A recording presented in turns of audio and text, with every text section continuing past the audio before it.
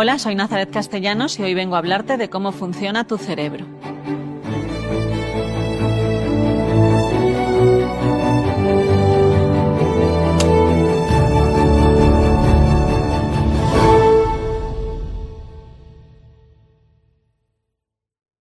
Soy neurocientífica y estudio la relación que hay entre el cerebro y el resto de los órganos. La neurociencia es una rama de investigación científica que estudia qué sucede en el cerebro y, por tanto, la que estudia las bases biológicas de nuestro comportamiento. Una de las ramas más importantes es la neurociencia cognitiva, que estudia qué zonas del cerebro son las que están involucradas en nuestra psicología.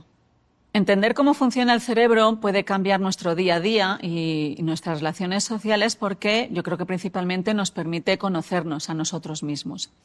Hace como unos 30 años, hay un neurocientífico, que era Francisco Varela, empezó a hablar de un campo que se llama la neurofenomenología. Es decir, cómo podemos explicar la experiencia humana, la subjetividad, basándonos en la biología. De esta forma, pues cuando nosotros estamos estudiando algo del cerebro, cuando leemos un libro, cuando leemos un artículo o cuando estamos diseñando un experimento, pues lo hacemos siempre pensando que no es que esté estudiando cómo funciona un órgano en sí, sino que estoy estudiando cómo funciono yo.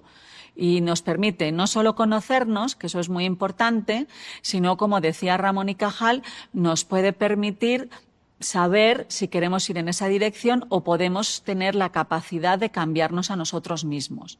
Esa es la famosa frase de Ramón y Cajal que dice que todos podemos ser escultores de nuestro propio cerebro si nos lo proponemos, ya que para Ramón y Cajal la intención era una de las principales propiedades del ser humano.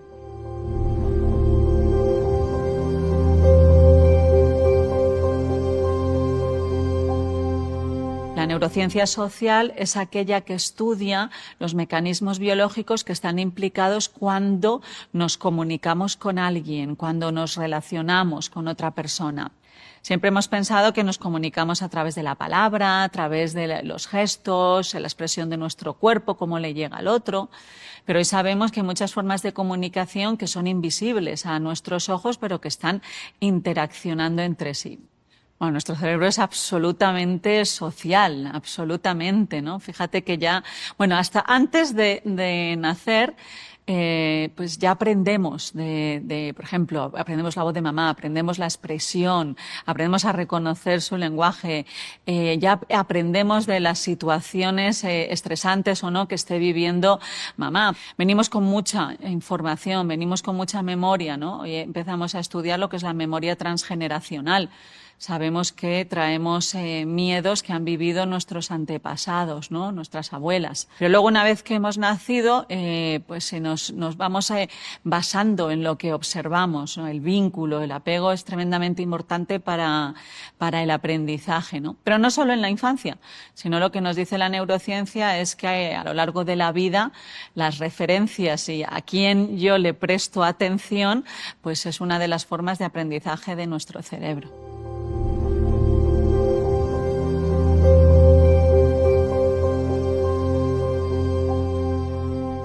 Pues hay un término que la verdad que a mí me chocó mucho, sobre todo como mamá, cuando lo estudié, que es el término de la reciprocidad fisiológica.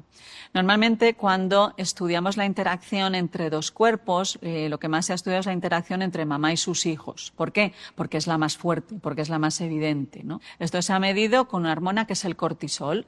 El cortisol es la hormona que se libera en nuestro cuerpo, por ejemplo, cuando estamos muy estresados.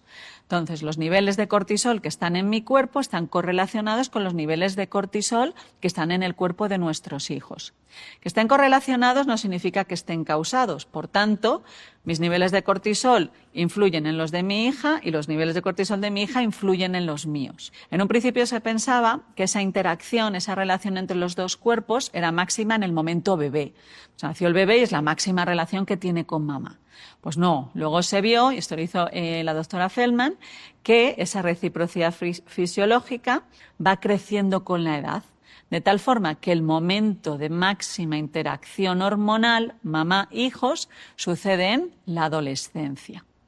Y esto, pues yo creo que ha abierto otra puerta, ¿no? Que nos permite también comprender ese momento que a veces nos resulta un tanto confuso. Pues mira, la Universidad de Helsinki, la doctora Rita Hari, hizo unos experimentos donde vio que los cerebros, pues podríamos decir que se contagian, ¿no? Se sincronizan. Esto es lo que se llama la sincronización de fase intercerebral. ¿Qué significa eso? Pues, por ejemplo, yo estoy hablando con una persona, esa persona me está prestando atención y si hiciéramos una foto, una imagen del cerebro de esa persona antes de escucharme y después de haberme escuchado, su cerebro se parecería más al mío que al principio. Es decir, cuando alguien me está prestando atención, su cerebro tiende a replicar lo que está haciendo mi cerebro. Esto, pues fijaros la importancia que tiene, no solo pues, para saber a quién yo le puedo prestar atención, ¿no? Porque cuando le prestamos atención a alguien no nos la devuelve intacta, ¿no? Nos vuelve transformada. Es también una llamada a la responsabilidad de cada uno a saber, ¿no? en quién me fijo. Pero también es una responsabilidad enorme en el emisor, ¿no? ¿Qué es lo que yo difundo? ¿Qué es lo que yo propago? Por ejemplo, la sincronización de fase entre cerebros se ha estudiado mucho en la relación profesores-alumnos, ¿no? Que es, yo creo, una de las profesiones que más debiéramos cuidar en nuestra sociedad. No tanto la información que involucramos a nuestros hijos de matemáticas, inglés, que es maravilloso, ¿no? Sino cuidar a la persona en sí, porque transmite mucha más información que aquella que es meramente intelectual. Esa sincronización de fase entre cerebros es mayor cuando estás con una persona, pues de tú a tú, ¿no? En vivo, en directo, la tienes allí cerca. Pero la sincronización entre cerebros también sucede a través de la pantalla. Entonces, esto yo creo que también es otra vez una llamada a cada uno a saber con quién me quiero sincronizar esta noche un ratito cuando me siente a ver la tele.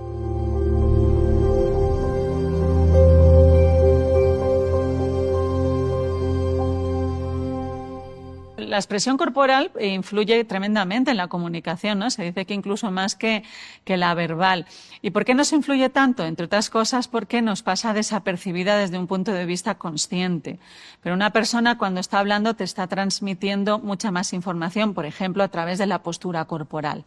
Entonces, un estudio que a mí me gusta mucho nos dice que para comprender mejor la postura corporal del otro, primero hay que desarrollar en uno mismo la consciencia de tu propio cuerpo. Y esta consciencia corporal, según muchos estudios, es bastante débil en la mayoría de nosotros. Por ejemplo, ¿no? Pues os invito a las personas que nos estén escuchando a reflexionar. Cuando estás enfadado, por ejemplo, ¿dónde sientes esa emoción? ¿Y por qué sería importante ubicar las emociones en nuestro cuerpo? Pues porque los estudios nos dicen que el cuerpo nos puede ayudar a saber si estamos en una emoción frente a otra. Es decir, desarrollar la consciencia corporal nos ayuda a discernir una emoción frente a otra. Si tuviera que quedarme con un solo consejo sobre cómo leer nuestro cuerpo, quizá me fijaría en un proyecto que tiene la Universidad de Cambridge que se llama Pacificar el gesto, ¿no? Se habla mucho de la importancia que tiene la sonrisa para migrar de un estado emocional a otro. Pero yo creo que también la alegría hay que, como dice Benedetti, hay que defenderla de la tiranía de estar alegres, ¿no? Pero, como dice este proyecto de Cambridge, lo importante al fin y al cabo es ser muy consciente de cómo está tu gesto a lo largo del día.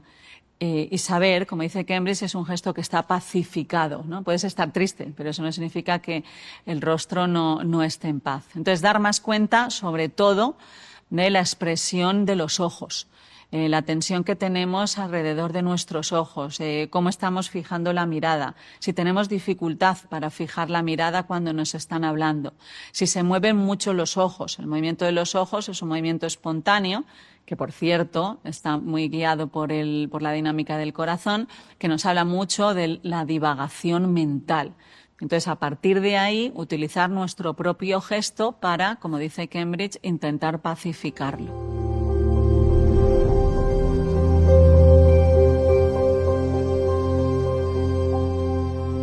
Heidegger nos dice, el filósofo, que la conexión entre las personas no depende de las distancias, sino de la atención, ¿no? De cómo nos comunicamos con el otro, cómo conectamos al fin y al cabo. Entonces, a mí me gusta mucho ver, y hemos estudiado en el laboratorio, la conexión entre las personas a través de la comunicación entre sus corazones. Metimos a dos personas en la máquina y en un momento estaban hablando y en otros momentos no estaban hablando. Medíamos los campos eléctricos de sus corazones y veíamos que, independientemente de que ellos estuviesen hablando o no, había una relación entre sus latidos cardíacos. Entonces, lo que nos dicen los experimentos es que esa comunicación que sentimos, esa conexión que sentimos con ciertas personas, depende de que se produzca esa sincronización de corazones. Por ejemplo, una de las formas de mejorar la conexión entre dos personas es lo que se llama el anclaje de la mirada. Mirarnos a los ojos favorece la sincronización entre corazones. Otro de los parámetros que influyen mucho en la comunicación con los demás o poder comprender al otro es la respiración. Cuando nosotros respiramos lento, y esto es unas 10 respiraciones por minuto, nuestro cerebro tiene más capacidad de comprender a la otra persona. ¿Por qué? Porque al ralentizar la respiración hace que nuestro cerebro no esté pendiente de generar una respuesta inmediata, ¿no? E impedimos un poco esos mecanismos casi automáticos que tiene nuestro cerebro de intentar interrumpir al otro justo cuando yo he acabado de inspirar. Entonces, cuando una persona nos está hablando, si hacemos que nuestra inspiración sea más lenta, tenemos más probabilidad de recordar y de aprender aquello que nos está diciendo. Entonces, la respiración es una forma de mediar entre dos personas.